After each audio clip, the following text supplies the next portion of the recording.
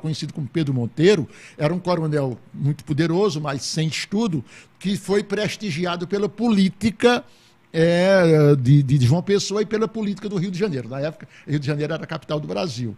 E isso desgostou a família Santa Cruz. Augusto Santa Cruz, Miguel Santa Cruz, todos, enfim. Teotônio Santa Cruz, que também nunca quis se envolver com política, eles, de um modo geral, o pai deles, doutor João Santa Cruz, foi um grande deputado importante na nossa região. E eles se posicionaram, então, contra Pedro Bezerra da Silveira Leal. E entraram em conflito. Essa história já é bastante conhecida. Augusto Santa Cruz cercou Monteiro, fechou Monteiro a bala, prendeu o promotor, prendeu o juiz, prendeu o delegado, prendeu o padre, prendeu todas as autoridades da época. Levou depois preso para a Fazenda Areal, que fica aqui no município de Prata, e aí foi quando as tropas da polícia paraibana e pernambucana, mais de 200 homens fortemente armados, invadiram a Fazenda Areal, atearam fogo em tudo. E doutor Augusto Santa Cruz, para não morrer, teve que fugir, levando, inclusive, parte dos presos, que ele havia tornado refém, e levou-os para Juazeiro para manter contato com o padre Cício do Juazeiro, porque padre Cício do Juazeiro, meu padrinho, padre Cício, era liderança política das mais fortes, coronel, que inclusive teve aquele conflito relacionado com a família Acioli lá no Ceará, e padre Cício foi um dos mentores daquele grande conflito lá nos Cariris Novos, que se estabeleceu naquela época. Então, padre Cício acolhia basicamente aqueles que eram tidos como cangaceiros, como no caso de Lampião. Inclusive, a patente de Lampião foi padre Cício que conseguiu isso, você sabe, todos os ouvintes participantes sabem disso. Mas padre Cício era uma figura muito curiosa. Ele era muito religioso, era místico, quer dizer, chegou a ser taumaturgo, para quem não lembra da palavra, pessoas que produzem milagres, né? Ele chegava a fazer isso, era um homem muito especial, era um visionário, para os espíritas, era um grande médium espírita, né? Na verdade, ele tinha sensibilidade mediúnica, sensibilidade de prever o futuro, sensibilidade de ver as coisas, e padre Cícero, mas era também um poderoso coronel. E quando a oração não resolvia, a bala era chamada a resolver, né? E assim, ele teve grandes fazendas e deu acolhida aos cangaceiros, e foi por isso que o doutor Augusto Santa Cruz foi para lá, para buscar as benesses dele e negociar, inclusive, a continuidade política dele. Só que padre Cícero não conseguiu resolver o problema e ele voltou e aqui deflagrou, juntou-se com o doutor Franklin Dantas, lá de Teixeira, aqui da Serra de Teixeira, Franklin Dantas, que também estava descontente com o governo do Estado, e resolveram derrubar o governo do Estado, depor o governador do Estado e evitar que o doutor Castro Pinto, então candidato, fosse eleito a governador da Paraíba. Isso jogou todo o Cariri, Sumé, Camalaú, todos os municípios da região, Prata, Ouro Velho, porque naquele tempo todos nós éramos Monteiro, né? Uhum. Jogou tudo isso num conflito, e aí terminou por eles começarem houve grandes tiroteios. O primeiro foi em Camalaú, na fazenda Carrapateira, depois aqui em Monteiro, na Fazenda Maro. Ainda hoje tem as marcas da bala, quem for visitar a Fazenda Maro, que fica ali perto do açude de Poções, não é?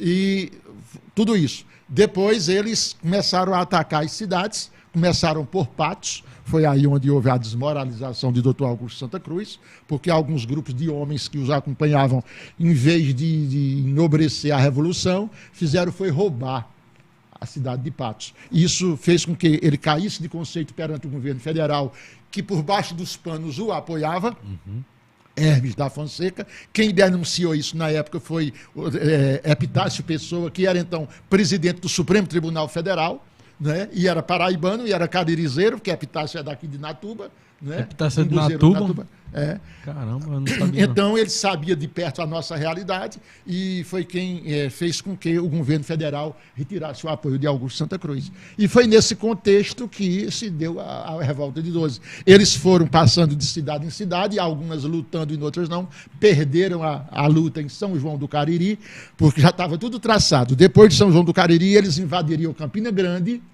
E Cristiano Lauritzen, que era prefeito de Campina Grande, já estava com tudo preparado para esperar Augusto Santa Cruz a bala, mas eles achavam que ganhava em São João do Cariri, ganhariam em Campina, ganhariam em João Pessoa, iriam depor o governo e tomariam conta do Estado. Porque havia naquele tempo uma chamada política da salvação, ou das salvações, política salvacionista, que era do programa de Hermes da Fonseca. Sempre que eu falo isso, eu acho interessante. Hermes da Fonseca era um maçom, era general e maçom. Disputou a campanha política com Rui Barbosa. Rui Barbosa também maçom, só que era civilista. Rui Barbosa era um advogado, um homem fino, né? E o povo brasileiro preferiu votar no general bruto do que votar no advogado de formação. Não estou querendo falar mal do Hermes, mas estou dizendo que foi muito interessante. Já aí você via como é que o povo brasileiro se comportava. Numa hora tão necessária, tão extrema, preferiram eleger Hermes da Fonseca do que Rui Barbosa. E Hermes da Fonseca tinha o chamado programa da política da salvação. Qual era a política salvacionista? Era o governo federal interferia em qualquer estado ou município. Bastava haver uma bagunça. Por isso que uma das tramas políticas era causar bagunça para possibilitar a interferência do governo federal. E depor os líderes locais. Interessante.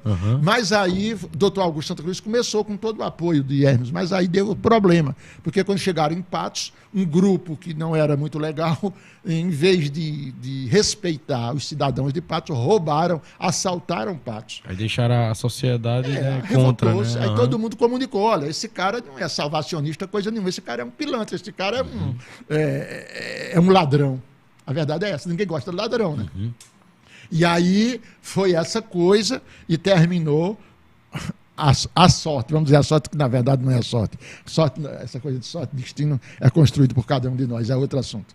Mas aí a gente chega em São João do Cariri e aí eles perdem a luta em São João.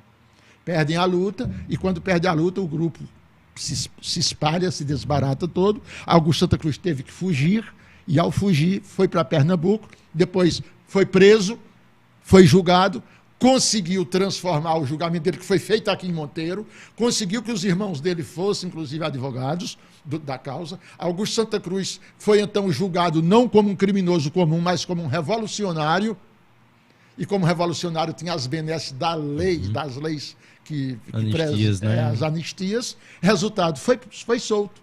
Quando foi solto, o governo de Pernambuco prontamente o convidou para ser juiz de direito na vizinha cidade de Afogados da Engazeira, na comarca de Afogados, onde ele foi juiz durante muito tempo, aqui, vizinho a Monteiro, que era a terra de origem dele, né? E só saiu de Afogados da Engazeira porque havia um homem muito perigoso lá em Limoeiro, de Pernambuco, Limoeiro do Norte, né, que era da família Rego, né, coronel, da família de Heráclito do Rego, né, que é muito conhecido os coronéis. E aí o governador de Pernambuco, preocupado, quem é que iria dar um jeito no coronel, disseram, só tem um homem que dá um jeito ao coronel, é o doutor Augusto Santa Cruz, que é lá de Monteiro, que é o juiz de Afogados da Engazeira.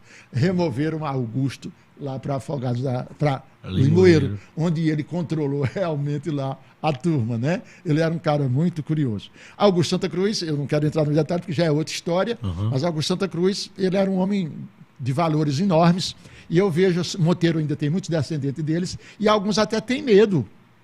Muitos têm raiva dele, com certa razão, mas tem medo, mas é um homem de grande valor, de grande valor. Augusto Santa Cruz, inclusive, ele era invejado por Lampião, rei do cangaço. Lampião tinha a maior vontade de encontrar-se com Augusto, maior vontade. Queria muito encontrar Augusto. E um dia ele aproveitou, quando Augusto Santa Cruz era juiz de Afogados, Lampião disse, hoje eu te pego. Augusto Santa Cruz ia voltando segundo a história, ia voltando de Arco Verde. Arco Verde nesse tempo chamava-se Rio Branco, né? E aí o bando de Lampião pegou numa curva da estrada, colocou as pedras de manhã, e tocalharam Augusto Santa Cruz. O motorista vai dirigindo, não é? O carrinho de doutor Augusto, naquele tempo, né? Aqueles carrinhos antigos, né? Vai dirigindo e, de repente, a pedra na frente. O motorista diz, doutor Augusto, cercaram, fecharam a estrada. Ele disse, passe por cima. Doutor Augusto, não dá para passar por cima. Então, pare. O senhor não quer que eu volte? Ele disse, você sabe que eu não sou homem de voltar de meio de caminho. Aí para o carro. Quando para o carro, o bando de Lampião cerca o carro. Lampião, para zombar de doutor Augusto. E Augusto Santa Cruz, já com cabelo assim, meio como o meu, ficando branquinho. Lampião chega perto de Augusto Santa Cruz e disse: ô meu velhinho, o senhor não sabe se doutor Augusto Santa Cruz, o juiz de Afogado, vem por aí, não? Augusto Santa Cruz nunca deixou de ser elegante, né?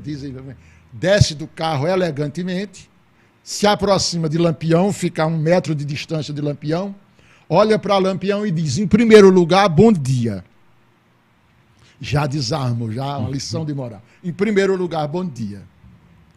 Doutor Augusto Santa Cruz sou eu. E o senhor é quem? Olha, devolveu. E o senhor é quem? Aí Lampião se desmantelou. Disse: eu sou Lampião, capitão Virgulino Ferreira. Disse: o senhor é Lampião. Muito bem, Lampião. Prazer em conhecê-lo. Agora, você sabe que eu sou juiz de direito dessa comarca. Eu não tolero bandidos igual a você.